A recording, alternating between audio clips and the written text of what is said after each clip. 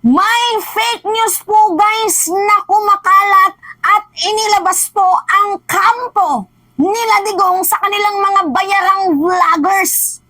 Pinagmukha na naman nilang anghel etong si Inday, tapos si PBBM na naman po guys ang masama. Ano yung context? Inisnab daw po guys ni President Marcos, itong si Vice President Sara Duterte, nung lumipad daw po itong si President Marcos papunta sa ASEAN Summit meeting doon sa EU. Inisnab daw po guys. Hindi pinansin. Si President Marcos yun guys yung hindi pumansin at inisnab daw po itong si Vice Presidente. Alam nyo guys, hindi ko alam kung ano yung napasok sa utak ng mga bayarang vloggers na yon. Kasi guys, yung ginagawa nila kay Leni Robredo noon, ginagawa na po talaga nila ngayon kay President Marcos. Hindi ko maisip kung gaano kalaki ang bigayan sa kanila para gawin yung mga ganyang napakamapanirang bagay-bagay. Lalo pat guys, yung ibang nag-vlog nun guys is mga 100,000 followers na. Although ako, kung hindi lang sana nawala yung isa kong account, siguro nasa 200 na ako ngayon, 200,000 followers na. Kasi yung isa kong account guys, 100,000, tapos biglang tinakabaho ng kampo ng mga masasamang elemento, yan, na-ban. Pero mayroon akong panibagong channel which is ito na nga. So far, mayroon na tayong 93,000 subscriber and malakas naman po guys yung ano natin, yung algorithm natin. So, I use this platform to spread the real news. Hindi po yung fake news. Actually, sa totoo lang guys, madali lang naman po talagang gumawa ng fake news.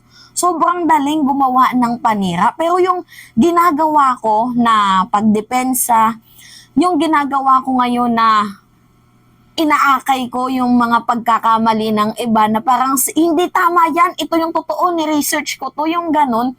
Yan po guys yung pinakamahirap kasi alam nyo naman yung Pilipino no na mas mas gusto nila yung mga issue. Pero kapag lumabas na yung katotohanan, hindi na nila pinapanood. So ako naman guys, ito yung ito yung, hindi ko naman po literally na ipagtanggol na trabaho itong si President Marcos kasi hindi naman ako binabayaran ng administration. Pero ito po guys yung yung gustong gawin ng puso ko na kahit hindi man po ako Marcos vloggers, hindi ko din alam kung totoong merong Marcos vloggers, sabi yan ng mga bayarang vloggers ng mga Duterte. Pero guys, ito yung napupusuan ko Kasi Marcos supporters ako. Nakikita ko yung kagandahan at improvement sa administrasyong to. Dito ako nakakakita ng ng literal na bagong Pilipinas. So, why not, 'di ba? Bakit hindi natin ipagtanggol at ilabas natin yung tama? Kasi sa totoo lang naman, guys, madaling magpakalap ng fake news, pero yung ginagawa kong pagdepensa, minsan lang kayo makakakita ng ganito, guys, na 'di ba, pinakalap nilang fake news tapos maghahanap ako ng video na talagang pangrekta sa ginawa nilang fake news kasi yung mga Duterte's vlogger, yung mga bayarang vlogger, doble po yung kita nila guys. Kita sa bayad di umano ko ni Digong, tapos bayad sa channel sa YouTube. Anyway guys, ito, help nyo sana akong ma-boost ang video. Ito yung pinakalap nilang fake news. Panoodin nyo panoodin nyo.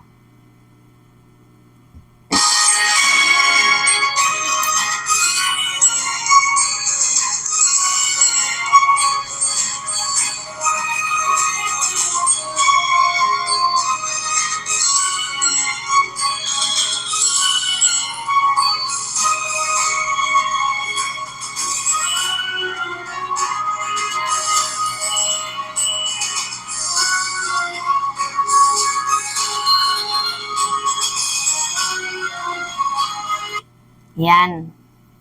Yan guys yung pinakalap nilang pinakalap nilang fake news. Actually, nilesen ko na lang guys yung sound kasi copyright kasi yan Anyway, yan.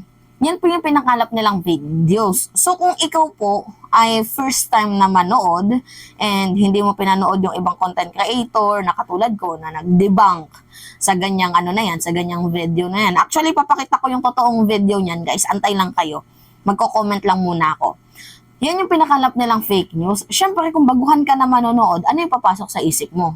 Napaka-ingrato naman ng ating presidente. Di ba? Parang ganon yung yung iisipin ng ibang tao. Kasi gusto nilang i-portray dito, guys, na walang utang na loob itong si President Marcos. Yan yung gusto nilang itatak sa mamamayang Pilipino na kung hindi dahil daw kay Vice Presidente, hindi daw magiging presidente itong ating Pangulo ngayon. Yan yung gusto nilang i-portray sa muka ng mamamayang Pilipino so that naghahanap sila ng mga old videos. Actually, yung video na yan, guys, 2 years ago pa yan.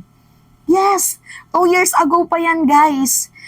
Mamaya, ipapanood ko sa inyo So, sinasabi nila na walang utang na loob si President Marcos, na kung hindi dahil daw kay Sara Duterte, hindi daw yan magiging presidente. Ngayon, yan po guys yung paninirang pinapakalap nila. Actually, nasa demolition job and black propaganda era si President Marcos ngayon na kung saan kahit tama ang kanyang ginagawang malisyoso, ginagawang intriga, kumbaga pinapakitang mali ng mga DDS para lang magmukhang anghel itong si Sara. Now, i-debunk natin video na yan. Ito yung totoo dyan, guys. Tanggalin ko lang yung sound, magsasalita lang ako sa buong 2 minutes na video na to. So anyway, ito yung yung video, pakita ko. Wait lang Yan. Inulit lang natin. Yan naglalakad si First Lady Liza Araneta Marcos at si President Marcos. Kita niyo naman, no? Yan, naglalakad. Antay lang natin, guys. Pasensya na kung medyo matagal hindi ko nakat. Para kasi makita niyo yung totoong scene. Yan, tingnan niyo Tingnan niyo. Sasalubungin nila si Vice President Sara Duterte dyan. Nakipag-shake hands pa si President Marcos.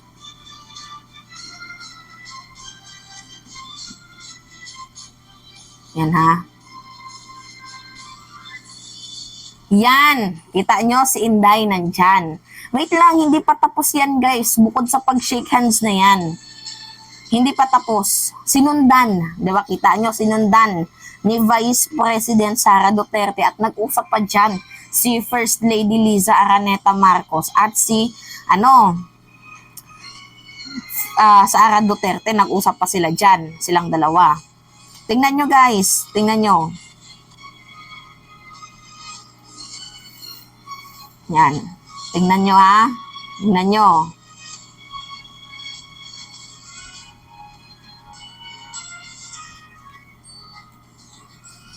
Yan, dyan na yan, guys. Yan yung pinakakinat nilang scenes. Wait lang, lilipat yan dyan si Inday.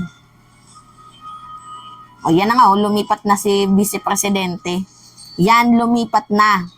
Yan yung kinat nilang scene. Yan po, guys, yung pinakita nila na hindi pinansin ni President Marcos itong si Sara Duterte. Tingnan nyo diba? Yan yung pinakita kong video sa inyo. Kasi yan yung pinapakalap nila. Yan yan yung pinakalap nila. Kita nyo? Umakyat na si President Marcos, no? So, yung lipad na yan is papunta po yan, guys, ng EU. Itong si President Marcos, papuntang EU para po sa ASEAN Summit meeting. So, yan po, guys, yung pinakalap nila. 3 beses pa nga nilang inulit at napakadaming vloggers, DDS vloggers, ang nag-content niyan. So, para sa akin, sabi ko, nung una ko itong nakita, there must something wrong with that video. Kasi alam ko si President Marcos, although sabihin na lang natin na, kunyari, totoo na meron silang lamat. Which is totoo naman. Pero that time, wala pang lamat yan si President Marcos at si Vice President Sara Duterte. Kasi hindi pa naman tinawag na adik ni Digong itong si President Marcos. Anyway, ito na nga, guys, kahit po may lamat, itong si Vice President and President Marcos, hindi po talaga kayang gawin ni President Marcos na isnabin itong si Vice President Sara Duterte. Kasi kagaya nga ng sabi ni President Marcos nga, diba? Nung statement niya, nung sinabihan siyang adik, banga, ganyan. Ang dami sinabi ni Digong. Sabi niya, I can separate both. Yung trabaho niya and yung yung relasyon Di ba? Kaya niyang i-separate yun. Kunyari, pag trabaho, di ba? Pansinan kayo, trabaho lang, walang personalan. Pero pag outside the politics na, kung ayaw man sa kanya, eh di ayaw din ni President Marcos. Ganun siya. Kaya niyang i-separate ang dalawa sa trabaho niya at sa family issue, sa family relation, friends relation, kaya niyang i-separate yan. Work is work. Trabaho is trabaho. Walang personalan, di ba? So, yan po guys yung fake news na ipinakalap nila. So, ako naman, hindi na kasi to bago guys, yung mga fake news. Literally guys, hindi na po bago yung mga fake news na yan. Actually, sa panahon ngayon, super daling magpakalap ng fake news, kagaya ng sinabi ni Maharlika, di ba? Ano yung sabi ni Maharlika? Addict daw si President Marcos, mayroon daw silang pulveron video, pero saan hanggang ngayon yung pulveronic video na yan? 'Di ba wala pa rin? Kaya nga guys, madaling magpakalap ng fake news. Ang mahirap dito is yung pag-debunk. Kasi after nilang magpakalap ng videos, tapos thousands of people ang nag-view, pinanood ang video na yan. So paano na lang kami na dinidebunk namin yan, tapos less down 5K lang yung views. Diba? So paano ma-spread itong news na to? So guys, help me to spread this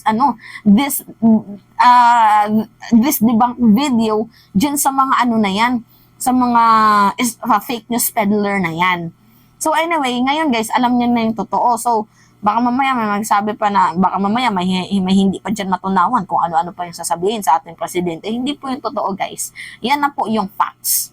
Diba? Nagpansinan na itong si President Marcos nauna pa.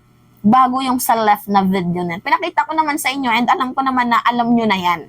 Anyway, yun lamang ho guys. At it's me again, si Mima Alicia nyo. Tagbabalik ulit para sa ating panibagong video.